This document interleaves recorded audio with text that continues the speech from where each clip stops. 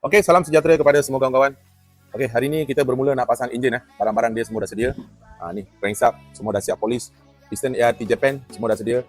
Main bearing semua kita dah tukar. Saiz 10. Okey, hari ni kita nak bermula nak pasang water jacket lah, copper. Okey, yang ini water jacket copper. Anda pasang original copper dah sedia. Dia total ada 10 biji. Dalam blok ada 8 biji. Dekat head ada 2 biji. Okey, crank dah siap polis. Boleh nampak sini. Okey, masuk. Okey, steering kita pakai NTR Japan. Anda boleh nampak sini ada tulis Japan. NTR Japan. Piston ART Japan juga. Anda boleh nampak dalam ni. Sini ada tulis Japan. Made in Japan. Okey, piston 4 biji baru. Semua dah masuk. Tengok kita sudah rebok dia punya blok. Memang cun-cun lah. Terbaik dia punya fitting. Engine bay kami dah siap warna biru Samco okey, semua dah siap. Engine pun seketul kita dah siap. Gearbox kita sudah upgrade, clutch plate 8 inci setengah okey, engine sudah masuk dalam bay. Sekarang kami tengah kemaskan wiring okey, wiring semua kena buat balik semua kena buka balik. Ni projek baru engine bay warna susu teluh dah siap cat lah ni. Kereta ni pun sama juga. Dia punya sober pump semua kita ada spray Lepas tu kereta ni dia punya os Samco. Intake mushroom pun kita ada buat untuk daripada total body intake mushroom lah. Okey, wiring semua kita sudah kemas Tengok kita sudah balut balik dia punya wiring apa. Okey, radiator kita pakai alloy Radiator original alloy radiator SAT. Os kita kena custom sebab ini GSR punya radiator. Kita masuk dekat wajah. Os S ni kita kena custom satu. Masuk os Samco Okey, engine kita sudah hidup Anda boleh nampak sini engine kita sudah hidup. Memang senyap lah. Dia punya jalanan memang cun.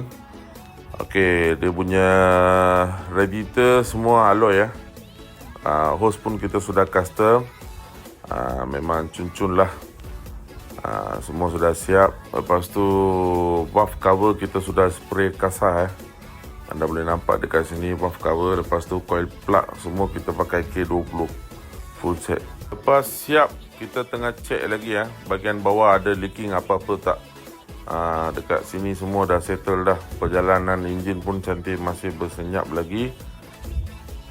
Okey, ini keadaan condition bawah. So semua dah siap lah. Bahagian bawah semua tak ada leaking, tak ada apa. So last baru kita ada nampak steering rack. Dia akan melilih power steering minyak. Baru kita perasan dia ada bertitik. Anda boleh nampak sini merah Okey, kereta dah siap Kereta ni kita dah cat engine bay Samco biru Anda boleh nampak sini dia punya cat bertilak macam mana. Okey, lepas tu valve cover kita spray kasar. Clutch pad, gearbox, clutch pad manual kereta ni kita sudah upgrade 8 inci setengah. Radiator 3 layer, radiator alloy SAT original 3 layer. Coil plug kita pakai K20. Wiring semua kita dah siap custom dah. Kemak macam tu. Sober pump semua dah spray. Jadi semua dah cun lah kereta ni, boleh start. Alhamdulillah, dia sekali hidup je. Senyap guys, betul-betul senyap kereta ni. Kereta ni kita pakai full coolant. Memang mantap lah. Intake mushroom kita pakai Max Racing kita pakai Max Racing. Lepas tu oil cast tank. Hose air semua kita pakai hose Samco. Kereta ni full hose Samco Banyak barang kereta ni kita buat lah. Adjustable, part-part kita pakai adjustable. Lepas tu dia punya aircon system kita sudah buat. Condition macam ni lah sekarang. Kita dah test drive. Memang cun. Tinggal owner nak pergi cat luar body je. Okey, jika sudi tolong share video ni. Sekian, terima kasih. Bye MMC Garage.